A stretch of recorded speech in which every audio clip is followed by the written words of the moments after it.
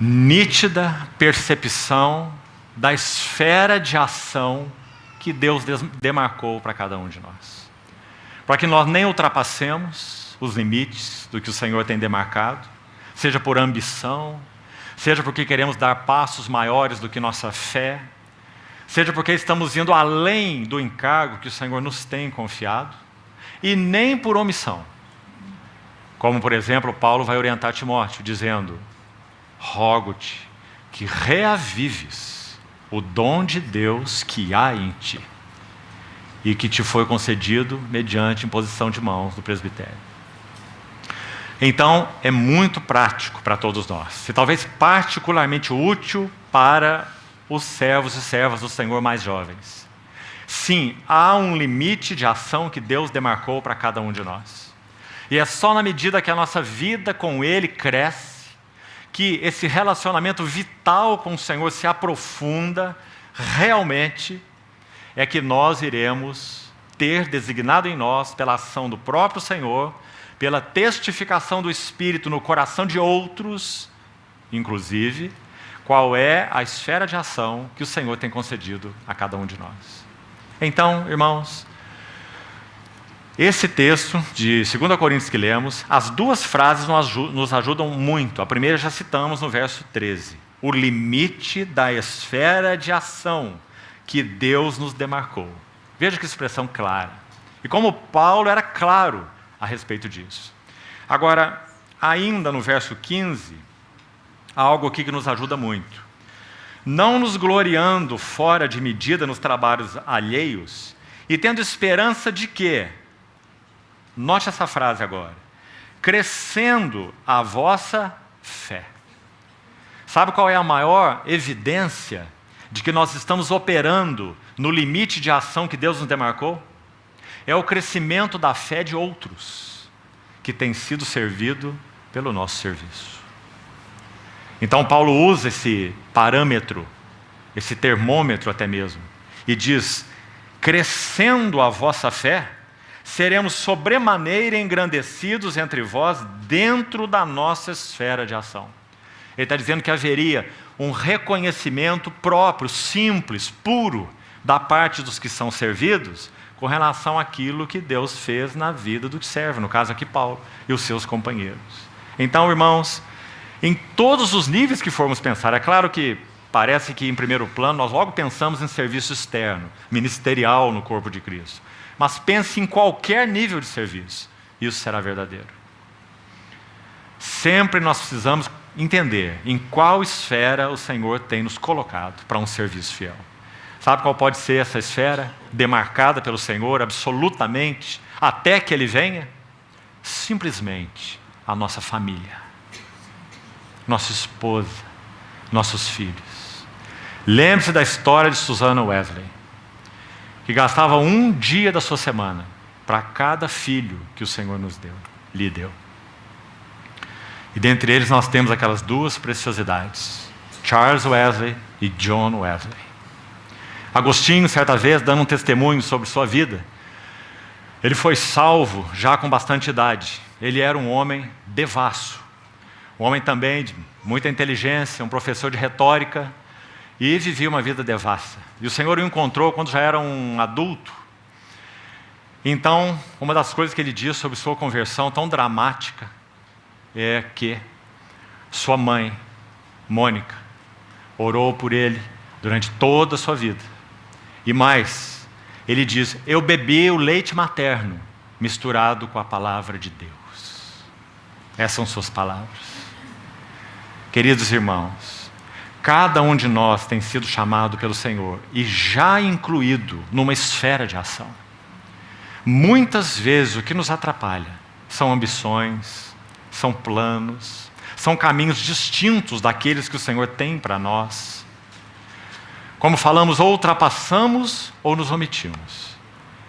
O Senhor envia Jonas para Nínive e ele então toma o barco para o lado oposto, para Tarsis. Então, esse assunto de termos uma nítida percepção da esfera, do limite de ação que Deus nos tem confiado é de suprema importância. Porque o Espírito Santo só colocará o seu aval naquilo em que ele é a vanguarda. Esse verso, Isaías 52:12, que expressa esse princípio, tem sido de ajuda para muitos servos e servas do Senhor. Um precioso princípio espiritual. Isaías 52:12. Escute o que diz lá. O Senhor diz assim para o seu povo: vós não saireis apressadamente, e nem vos ireis fugindo, mas o Senhor irá adiante de vós, e o Deus de Israel será a vossa retaguarda. Claro que ali há um contexto específico para essa profecia. O povo de Deus estava ali à beira da invasão assíria, e de serem levados para o cativeiro assírio. Então, claro, há uma implicação literal dessa profecia, que se refere a esse assunto. Eles não iriam sair apressadamente, o Senhor estaria com eles, e o Senhor preservou o seu remanescente durante aquele período, é claro, como sempre preservou. Agora, olha o princípio espiritual.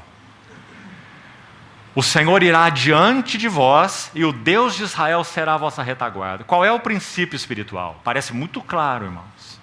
Deus não se fará responsável de ser retaguarda nossa por nada daquilo que Ele não foi a vanguarda nossa. Então, qual deve ser a nossa oração? Malaquias, naquele tempo de negridão espiritual, quando repreende os sacerdotes, uma das coisas que ele diz é que esses que eram responsáveis por ensinar o povo na palavra do Senhor não fizeram uma pergunta, a mais séria. Então Zacarias diz: os sacerdotes não perguntaram: onde está o Senhor? Essa é a pergunta crucial. Onde está o Senhor? Será que nós estamos nos envolvendo com aquilo que o Senhor está envolvido?